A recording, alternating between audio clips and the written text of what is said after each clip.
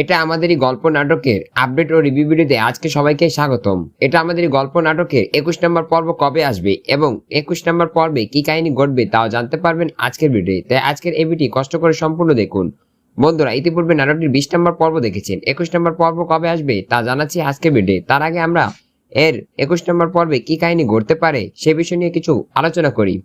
21 নম্বর পর্বে দেখবেন যে সামির কিন্তু এবার রেগে গিয়েছে মেহরিনের ওপর, কারণ মেহরিন বলেছে তার বাবা নাকি সামিরকে ব্যবসা দিয়ে দিবে, কিন্তু সামির তো তার ভাইয়ের মতো শ্বশুরের টাকায় চলবে না, সে নিজের টাকায় কিছু করতে চায়। তাই তো এবার মেহরিনকে বকা দিয়ে দিয়েছে এবং মেহরিন তার বাবাকে না বলে দিয়েছে।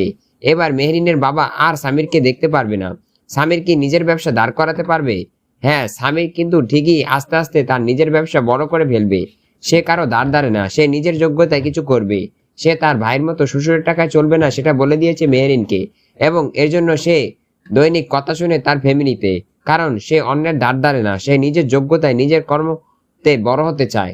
তাই তো সে সবার কথা শুনে সে আস্তে আস্তে তার সেই বিজনেস বড় করে ফেলবে, সে অনেক বড় লোক হয়ে যাবে।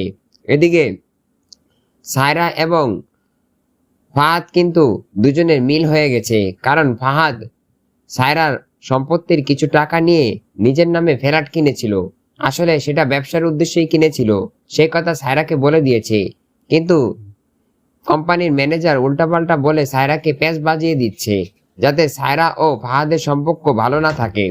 সেজন্য প্যাঁচ বাজাচ্ছে সায়রার কাছে, কিন্তু সায়রাকে সব খুলে বলেছে ফাহাদ। এবার তাদেরও মিল হয়ে গেছে।